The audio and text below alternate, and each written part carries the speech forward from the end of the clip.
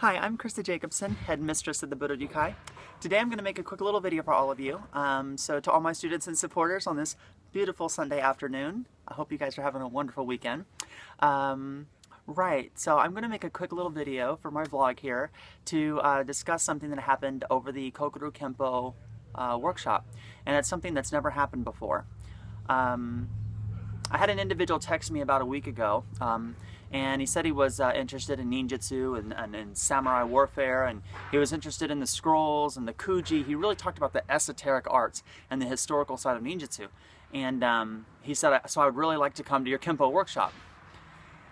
And this individual's 3 states away.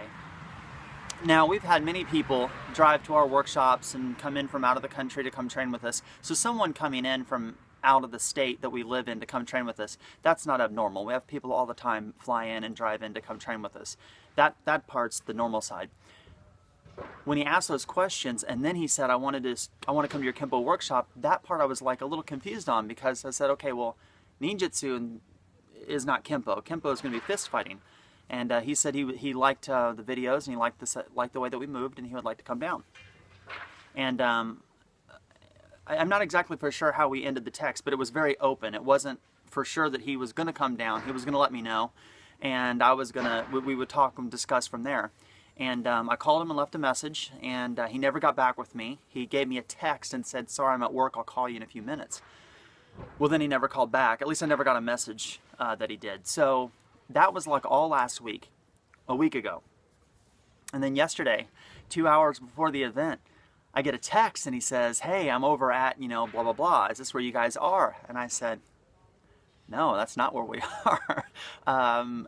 Who's this? And I noticed it was the number that we were texting. And I said, did you drive 3 states away to come to a Kempo seminar? And he's like, yes, I drove 3 states to come to this Kempo workshop. And usually when people are coming from out of town in, they let me know. There's a heads up, because I'll have them come in and train with us in the morning. We go get some lunch. We do the workshop from 1 to 4, and I make a time of it. I mean, if people are truly wanting to come in and train with me, I make sure that I set aside time so I can spend time with them. I mean, he drove 3 states away, and I'm not going to talk about what state he's from. He's 3 states away. So I'm Kansas. He's either 3 states, Kansas 1 here or Kansas that way, or he's 3 states away in any direction. Okay, I'm just going to say that. That's the radius, and Kansas is 1. I'll count Kansas as 1, kind of thing. Da, da, da, da, da, da, da, da. So anyway, he pulls up, and I never really asked him what he did. I never asked all that kind of stuff, and I just said, I feel really, really weird about this. When people drive in, 3 states away, they let me know they're coming. I've never had someone just drive up to my house and say, hey, I'm here to take your seminar. I said it kind of makes me feel a little uncomfortable, and I'm not for sure why you didn't register or let me know you're coming. I mean, you drove 3 states. You drove many, many hours just to get here. I can't imagine you not letting me know that you're coming. So we're sitting over here, and I asked him, I said, so what martial arts do you do martial arts? And he said, yeah, I do martial arts. I said, well, what do you do? And he says, I'm a sandan in the Bujutsu. So right then it was like, okay, here we go. He was by himself. He wasn't coming in here with a group of people, but I told him, I said, here's the thing. If you act like an ass in any way, we're going to end that real quick, and you're going to be dismissed, because I'm not going to have that kind of crap. I teach martial arts. I don't get involved in that hateful bullshit. People can act like children all they want on the internet and run their mouth, but I teach martial arts to help people be better people and to teach them how to protect themselves and the ones they love. I'm not going to get caught up in this stupid-ass drama of these children who are very insecure and feel the need to have to voice their opinions about things they know absolutely nothing about. So I was very direct to him, very direct. And the whole time he was like, yes, ma'am, I'm here to train, I'm here to train. And he was so overly nice that it almost made me feel like there might have been some ill intention, because he was overly nice. Sometimes that you could tell like they're trying to be an ass. He was so nice. So it almost was like, is this guy really this nice, or is he just, being overly nice? So long story short, we get into the seminar, we talk, and I explain some things. I explain what we do. I explain the Budo Dukai, I explain Budo Ninjutsu, the 5 areas of training. And I did tell him that, you know, I'm not going to sit here and bang on your organization, but we are different. And he was interested in knowing how, and I had to explain that. And I asked him, this is a Kempo seminar, so you're going to be sparring at the end, because all of our Kempo seminars and Jiu-Jitsu seminars, the Kempo seminars, we always do stand-up, like kickboxing, full contact Kempo, kumite, and at the all of our Jiu-Jitsu seminars, we always do full contact grappling. So even in our Jiu-Jitsu seminars, it's punches, it's elbows, it's knees, it's full contact striking with grappling, trying to get some sort of a joint lock kensetsu waza manipulation type technique. And he said, oh, no problem, we do sparring all the time. And I was like, I have never seen a Bujinkan school do full contact kickboxing, Kempo. And not saying that they're not out there, I'm just saying I had never seen it. So we go through the seminar, and he did very well. And I pulled him towards the end of we got done doing kata, and I pulled him to the side and I said, okay, we're getting ready to spar, so I'm going to ask you one more time, because I had already seen him do warm-ups. He did warm-ups with us, so I already seen him do punching kicks. And he did kata, so I already seen him move. And I said, okay, I'm going to ask you one more time. How much sparring do you really do? Do you really do full contact sparring? Oh yeah, man, we spar all the time. Okay. And so I didn't say anything, because if I say something, then it makes me look like, you know, I'm trying to be like, we're so much better. You know, no, that's not true. Just I don't want someone to come here and drive 3 states away and then get hurt or you know, have a bad time. Making someone have a bad moment was not my goal at all. And so we got the gloves on. Everyone got on their gloves and broke them up, and we started doing matches. And well, needless to say, the nicest way possible, he didn't do very good at all. And the matches were very short.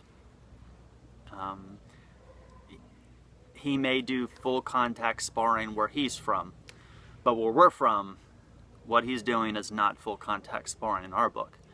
So it kind of opened his eyes a bit, and he's like, yeah, I can't do that. He's like, seriously, I can't even, I don't know what the hell I'm doing. You know, and I was like, well, you know, if you're not training to fight, if you're not fighting, then you're not fighting, you know. It's, you know, if you're not putting the gloves on and hitting someone and they're hitting you, then you're not going to be good at putting the gloves on and hitting something while they're hitting you, you know. So at the end of the whole thing, I told him, I said, man, you got guts, you know. You came up here, you drove 3 states away by yourself, you jumped on the floor with all of us, you warmed up with us, you sweat with us, you trained with us, and then you sparred at the end. And even though, I told him, I said, even though you didn't do very good at all, you know, he didn't do well. I said, I got respect for you, because you came down here, you had questions, you know, you trained with us. And I told him, I said, I respect that, you know, from a warriorship, you know, someone who loves martial arts, you know, I got respect for that. So I stayed an hour after the seminar, and he was interested in seeing some of the scrolls and some of the other things regarding in his text. And I'm going to leave that very generic as to what he was asking about, because I'm not going to talk about him, I'm not going to talk about a school, I'm not going to talk about what state, because all of that is irrelevant. It really is irrelevant. This has anything to do with the organization he's from. The simple fact that I say he's from the Bujinkan was just a red flag. That's it. It's just a red flag. I mean, to me, there's thousands of martial arts, but if you say Bujinkan, then to me there's a little bit of a red flag there, because the only hate that I get on the internet is from the Bujinkan organization. That's a fact. I don't have Kempo schools coming after me. I don't have Jujutsu schools saying negative things. I don't have Iijitsu schools saying negative things. I have people who are members of the Bujinkan hating on me. So when he says Bujinkan, then it's that. It's just the same if he would have said he was an MMA fighter. It would have been the same red flag, because MMA has, not that MMA is a bad thing, and I'm not going to down MMA, but MMA does have a reputation for people that are MMA fighters or MMA competitors feeling like they're better than everyone else, and they go around making challenges. So for me, as a person who teaches, traditional Kempo, traditional Jujutsu, yes, we do sparring, yes, we do randori, we do grappling matches, we do the submission fighting, but we do it in the dojo. We're not a school that goes out and competes. We don't do competition. The competition is here amongst kind of like the family, we call it Budo love, we beat each other up to make each other better, We don't go out and do all that competition tournament crap. And I don't mean to downgrade that if you guys are following me and you guys do competitions and tournaments. If that's what you feel is best for you, that's all well and good. But we just don't do it here.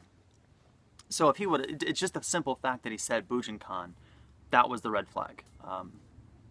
And those are the two that, because I catch so much crap from the Bujinkan organization, or, MMA is a really big thing, people challenging people, that's where, anyone who runs a martial arts school, I think, can understand my stance with that.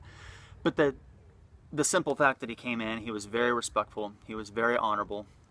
He signed the waiver. My waiver does state that, and I told him this, I said, I want you to make sure you read that last part. My waiver does state that all of my events are videotaped, and you are waiving your rights to the videotape. And because I use them to produce for video, for instruction through the DVDs and the online university, etc., etc.